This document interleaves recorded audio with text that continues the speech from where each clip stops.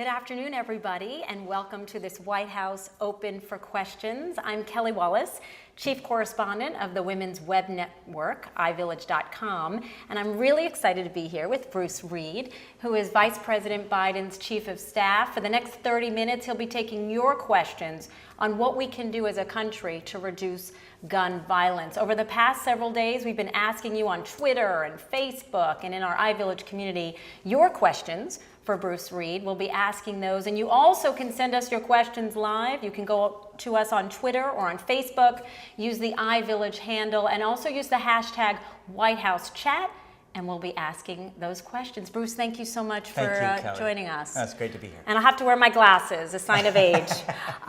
Bruce, you know, the first question we have is from a mom who has children at Sandy Hook Elementary School. She does some work for us at iVillage. Her name is Sarah.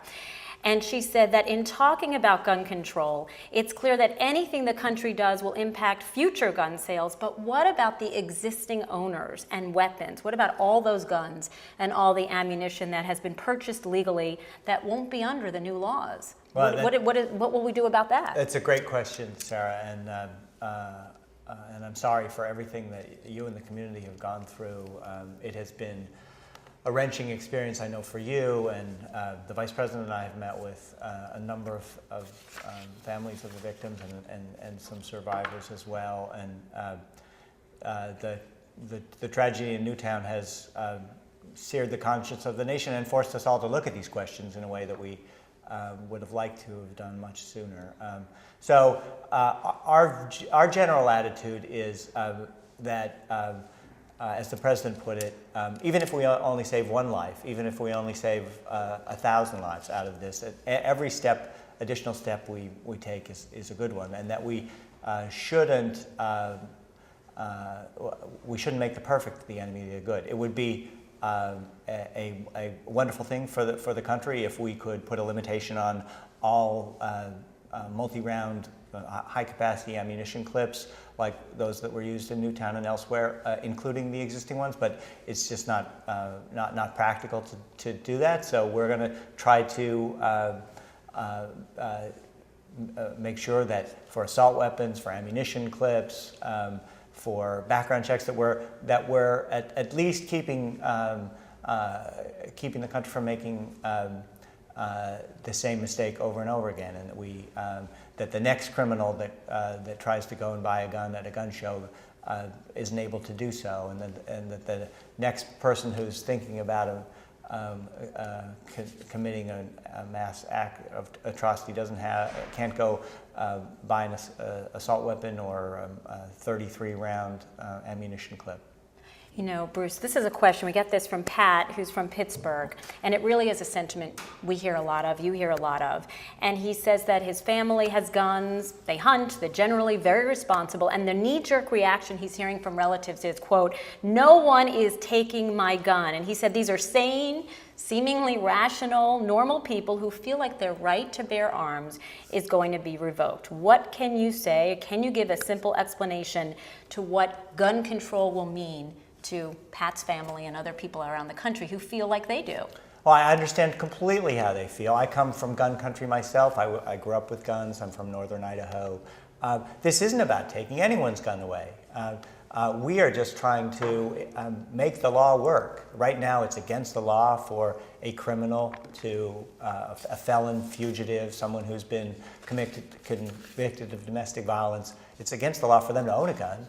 And yet, we have a system that allows them to go and buy a gun in a lot of places, at gun shows, in parking lots, in unregulated sales. So our view is that if every gun owner grew up with the kind of tradition of responsible gun ownership that hunters and sportsmen and people who love guns do, then we wouldn't have this problem. But that unfortunately is not the case. We have one of the things we need to do is crack down on illegal gun trafficking, where a person who can legally buy a gun goes and does so and then turns around and sells it to a criminal. There's a lot more we can do to strengthen the laws to prevent that from happening. But you can love guns and love the President's package of recommendations here, because it isn't about restricting anyone's Second Amendment rights. We got this question again, we're picking some of the questions that tap into what other women in our community are talking about. Allison from New Jersey, she says, I believe in stricter gun laws with an emphasis on background checks, but how can you ensure that someone with a mental health issue cannot get a permit, cannot buy a gun? If they're not forthcoming and there's this doctor-patient confidentiality, how can this be done? The way the law works is if you have been adjudicated through a legal process as having the term of art is adjudicated mental defective, which basically means you've been committed. That makes you ineligible to buy a gun. One problem with the current system is that a number of states have not submitted their records to the national background check system. There are 17 states that have submitted 10 records or less. We know that the number that should be in the system are much greater than that. Pennsylvania alone has about 600,000 records that they put into the system. So the first step that we should take is to make sure that everybody who is already legally barred from, or should be legally barred from owning a gun because of a mental illness is in that system. There's a lot more that we can do, and frankly, a lot of it is in the prevention end. One of the great opportunities that we have here as a country is to take mental illness prevention and treatment much more seriously. The healthcare law that the president enacted in his first term will dramatically increase the availability of mental health services. There are an estimated 6 to 10 million people with mental illness who will now have access to health care, which is a great thing. And then we're also going to be carrying out the law to make sure that insurers provide mental health services to the same level that they provide physical health. And we just got this question in on Facebook. Courtney from New York, who says, let's say all of the White House's proposed gun legislation passes. How quickly do you think we would start to see real change in the level of violence? Months? Years? What would you say? Well, to give you a set, it's impossible to make that kind of Impossible. prediction, but I've been working on this issue for 20 years. When we passed the Brady Bill in 1993, so nearly 20 years ago, over the course of that time, over the 20 years that we've been doing background checks, we've seen a significant, an enormous drop, really, in violent crime and in gun-related crime. Not all of that is because of the background check system. We did a bunch of other things. We put a lot more police on the street. Police departments got better. Other things changed in the society. But we have seen deaths by firearm-related murders drop by about a third over that 20-year period. So we can make real headway on a host of fronts relatively quickly. It's not, we don't have a solution to every aspect of this. We're not pretending that we do, but there are some fairly simple things that would make a real difference. We got this question from Sharon, who's out in Bedford Corners, New York, about school security, something that's at the heart, close to lots of parents' heart, like my own. Do you believe that schools should be patrolled internally and externally by armed guards? Because that's what school districts, she says, are now talking about and what citizens are demanding. But the very idea of more guns around children, even if they are in the holster of a trained security guard, makes me cringe, she says. How long until we have our first case of a mistaken shooting of an innocent person or child? How do you respond to that? Well, as the president put it, we don't think that the answer to gun violence in schools is more guns in schools. It's entirely up to local communities how best to keep their community safe, how best to keep their schools safe. We can do a lot to make sure they have the resources to do so. In a lot of cases, school resource officers who are sometimes armed, sometimes not, who are authority figures who work in schools can do a lot of good, totally unrelated to gun violence. But that's a decision for communities to make on their own. We think it's a bad idea to put an armed guard to dictate from Washington that there ought to be an armed guard in every school. What we've proposed is that the federal government should help schools find the best way to do this.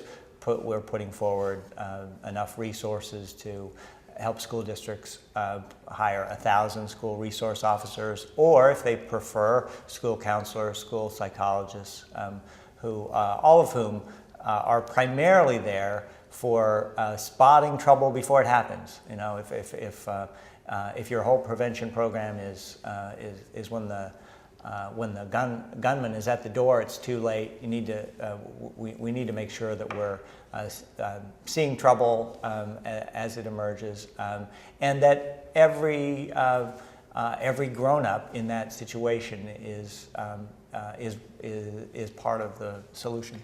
Another question that's just come in on Twitter, this from Dina in New Jersey. And again, I know you talk about wanting to let the states decide some of these issues, but I'm wondering about your personal feelings about what would you say to teachers, assuming they've been trained, who want to carry a concealed gun at school? Maybe approach it as a father, and also approach it as someone who's worked on this issue for many years. Do you have concerns about that?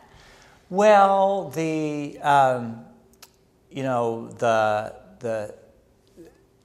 different states approach this in different ways. One good thing that states that do concealed weapons systems permits do is that they do a criminal background check on everybody. They take an extra measure of making sure that it varies from state. Some states do an excellent job of teaching people gun safety and so on. In other states, it's really not as rigorous as you'd want it to be.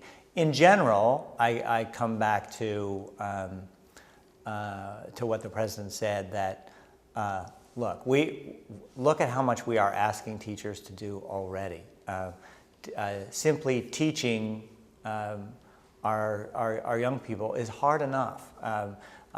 It shouldn't fall to them to be responsible for the physical safety of the kids that they're teaching, or of the building that they're teaching in, and it varies from community to community what the best answer is. Some schools are in tough neighborhoods with a lot of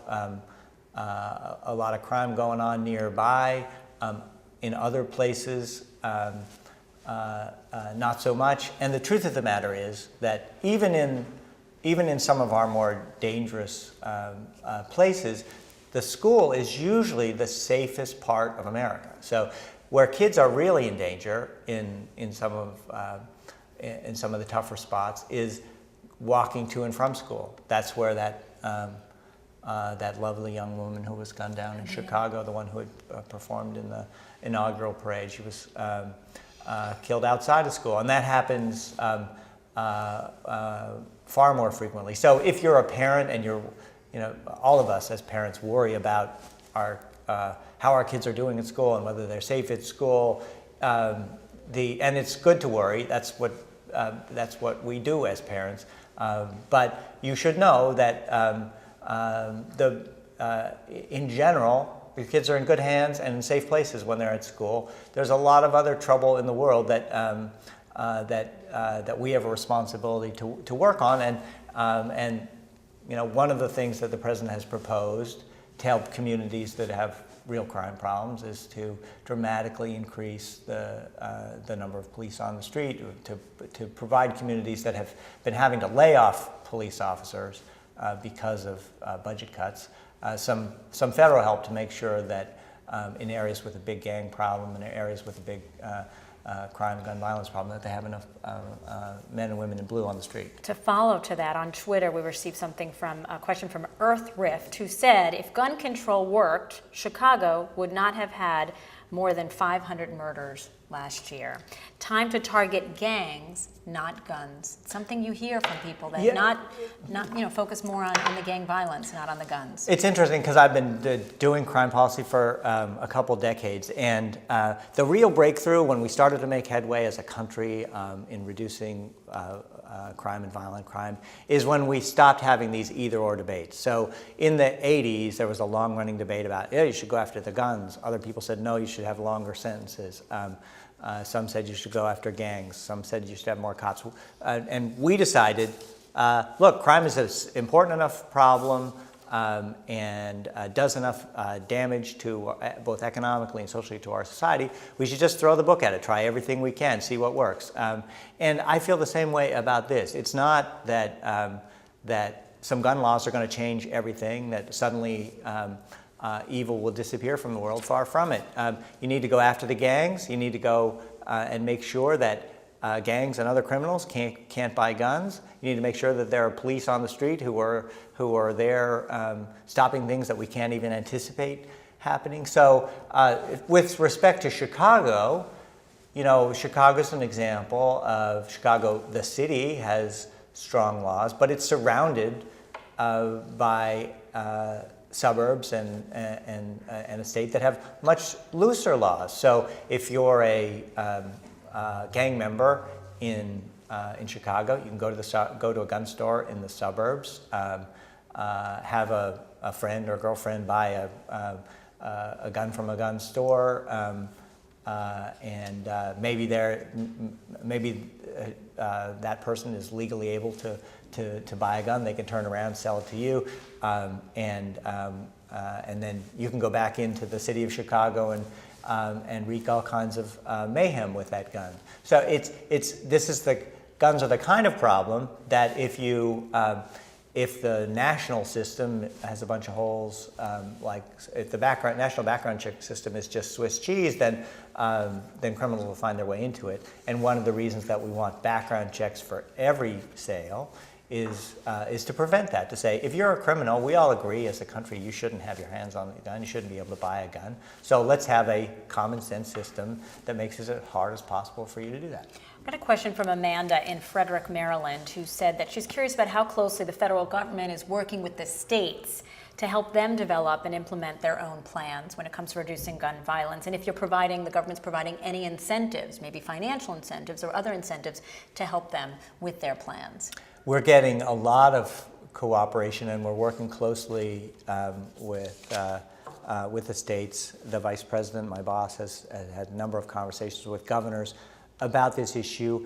The greatest area of cooperation is we run this background check system together. The federal government oversees the background check, but the records for that come from local police records, state police records, state mental health records, federal law enforcement records. Those all go into some national databases, and so when you go to Dick's Sporting Goods to buy a hunting rifle, and you tell them your name and address or social security number or whatever identifying data that they ask for, it runs a very quick instant check on whether you turn up in any of these criminal databases. That system is a fabulous way to stop a criminal from buying a gun, in the same way that that credit card companies make sure that if you're a deadbeat, you can't use that credit card. But it depends entirely on the quality of the data that everybody's putting in. So every state needs to make sure that its law enforcement records are automated and that they get into the system, and the same with local communities, and the same with federal agencies. And so that's taken it's taken a number of years to get it as strong as it is now.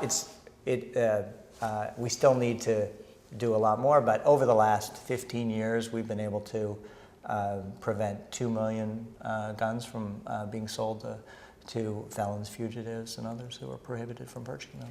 Alice, who just wrote in on Twitter, she said, after the tragedy in Newtown, is right now the best chance we've ever had for meaningful new legislation? Well, I think it has. This tragedy has put a face on the problem, and has made it very difficult for anyone without respect to party to walk away from it. It's it will be a haunting memory for a long, long time, and not just for the community and not just for the families involved. So it has, I think, it has a great opportunity for us to have a far-reaching conversation, not just about guns, but also about mental health and about school safety and some other issues that have been raised by this. So I think we have a good chance. I think that you've seen the sort of overwhelming response across party lines the proposal for background checks for all has the support of 90% of Americans, including 90% of gun owners. Right, I'll put my political cap on since I used to cover this building, right? But some of the other proposals, banning assault weapons and the high capacity magazine clips, you don't have, tremendous support. You have some sentiment even from, Senate Majority Leader Harry Reid that they're going to just take up what they can get through in the House. So, some people say that is really, even in light of Newtown, not likely to happen. Some of these are harder than others. Almost everything I think that we've proposed has majority support around the country, and even the more controversial issues like the assault weapons ban have strong majority support. Close to 3/5 to 2/3 of the country are for them. The problem for the politicians, the elected officials, is that traditionally the voices of those who oppose measures like that have been louder and easier to hear than the voices of supporters. But the very conversation that we're having right now is testament to why that is changing. That 20 years ago, when we passed the assault weapons ban the first time, the gun lobby was extraordinarily well organized. It had a great grassroots network of people to complain and raise objections to what we were trying to do. The internet had barely been created. There was no Facebook. There was we didn't have Twitter. There's so much more that individuals can do now to make their voices heard to their leaders. And as the president has said on a number of occasions, it's really up to you. Instead of Washington throwing up its hands and saying, "Oh, here's another problem we can't solve because the country's with us, but we don't hear them," make your voices known. You can make a world of difference back here. And I think the other reason that something should happen here is that I think most people, without respect to party, really do want to do something to make sure that this kind of tragedy doesn't happen again. And we may have differences about what we should do first, what will make the most difference, but I think everyone across the spectrum would have a hard time letting this one just fall by the wayside. We have Wendy from Chicago who just wrote in on Facebook, what will be the national role of mentoring programs in reducing gun violence? And I even found right when the Newtown tragedy happened, even as I was blogging about guns, so many people quickly said, and rightfully so, there's so much more in the mix. There's mental health, there's education, and the issue of mentoring and doing more to help our young people. There's an awful lot that we can and should and need to do to help young people. Some of it's related to gun violence. Some of it we don't really know exactly what connection it may have, but we know that we have to do better by kids. The president announced in the State of the Union, for example, that he thinks it's time for the country to have universal preschool because kids, if they start out school behind, they're going to stay behind. We've been supportive of after-school programs and of mentoring programs as ways to make sure that kids and young people have something to do during the day if their parents are working, and to make sure that adults are engaged in young people's lives. You do see that in a number of these cases where kids have been, or young people have been sending out distress signals, and just no adult was there to quite interpret or respond to them. So it isn't just up to government to solve this problem. There's a role for every family, every parent, every community, every church to pay attention to the young people who have, that period between ages of 16 and 25 is the real danger zone for where young people are most likely to have undiagnosed problems, or they'll know they have a problem, but they don't know what to do, or they're they're afraid to come forward and ask for help. And so, there's parents are a heck of a lot more powerful than government in the lives of our young people. We need to make sure the government does its part, but in the end, parents are going to make an enormous difference. Yeah, and speaking of parents, this is a very interesting question, Liz from New York City. What do we teach kids about guns moving forward? Is this something that should be discussed at school? Now, I know you're not going to sit here and say what the federal government expects to be done in schools, but I'm just wondering, as a policy person, as a father. I think it's always good. Well, certainly when there's a national tragedy like this, it's important to sit down and talk with, for parents to talk to their kids. It's in my view, completely understandable to talk about it at school, to reassure kids that they're safe, talk about why something like this might happen, not to have a political discussion of what to do about it, but just so that young people can understand. And then I do think that there's a legitimate gun culture out there. I grew up in it when I was, 12 years old. Everybody traipsed on down to the shooting range. We took the NRA hunter safety course, and we saw a film about the dangers of going hunting and not paying attention to what you were doing with. We learned that guns were scary things, and that's all to the good. I think there's it's important for kids to grow up with a more well-rounded view of this whole problem than just what they might see in a video game or what they might see in a movie. That I think everybody across the spectrum agrees that guns are dangerous. They need to be treated with respect. They need to be locked up when they're and kept unloaded when they're not in use. That they're for grown-ups. They're not for kids, and that's an important discussion to have. And this question from Rich in Monroe, New York. Again, a sentiment you're hearing across the country. We're hearing it a little bit in the iVillage community. Criminals who are responsible for most crimes do not buy weapons from the store. They don't hold the permits. The only person this law is going to hurt and make a difference against is the hardworking, law-abiding citizens. It goes back to sort of that comment, from Pat in Pennsylvania. But that's a sentiment, where many people feel that the gun legislation that's being proposed is not going to impact the criminals who are getting the guns illegally, just the law-abiding citizens. How do you respond to that? Well, I remember people said that about the background checks when we first set them up, that this was going to impinge on the rights of law-abiding people, and it's no trouble at all. That's like saying that it impinges on the rights of law-abiding citizens to run a credit card check when you buy something at the store. It's just a common sense thing to make sure it's the easiest, least intrusive way of making sure that the whole system works. As I said earlier, 2 million people who are felons, fugitives, criminals, convicted of domestic violence felonies have tried to buy a gun, gone through the background check system, and been denied a gun because of that. 2 million over the last 15 years. So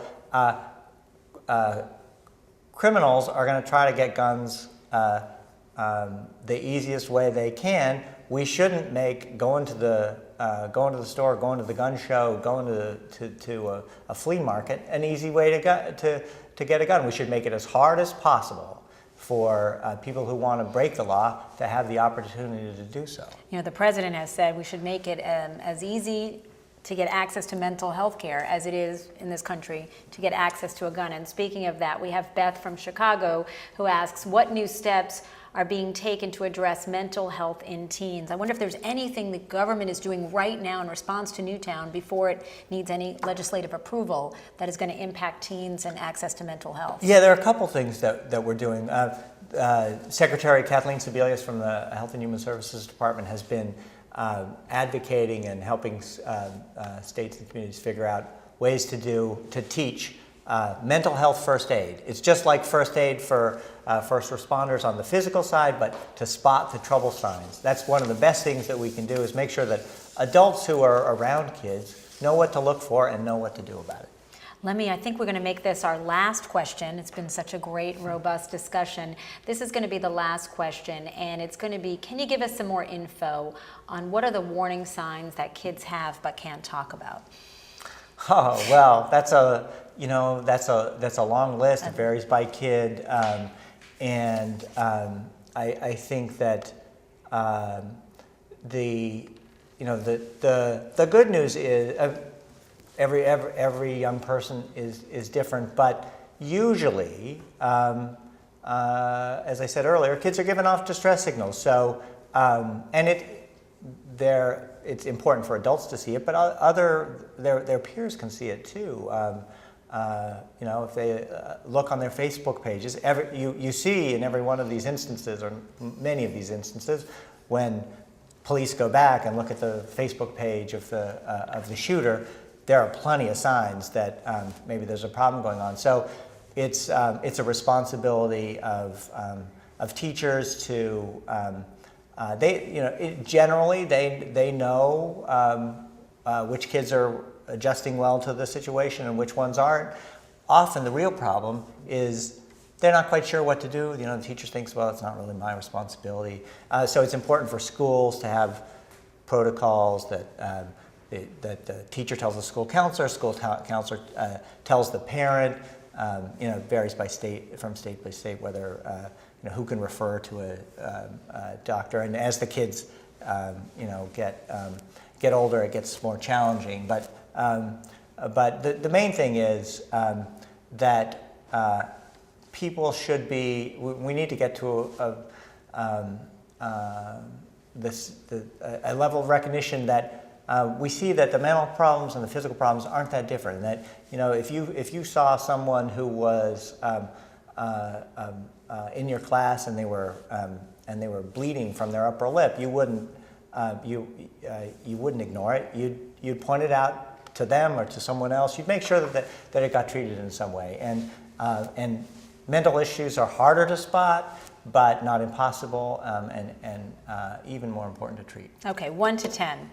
10 is 100% optimistic. 1 is entirely pessimistic. We will see some sort of legislative change when it comes to guns following Newtown. I think you never want to overestimate the odds of quick action in Washington, but I'm really optimistic that this time is different, that the country's going to get its way, and that we're going to get something done this year. Okay, Bruce Reed, thank you so much for joining us. We really appreciate it. Ladies and gentlemen, Bruce Reed, Vice President Biden's Chief of Staff, who has been on the front lines, really, of this gun control discussion over the past several months. I'm Kelly Wallace, Chief Correspondent with iVillage. We want to let you know that this entire Open for Questions with Bruce Reed will be available later today on whitehouse.gov and iVillage.com. Thanks again for your questions and for joining us. Have a great day.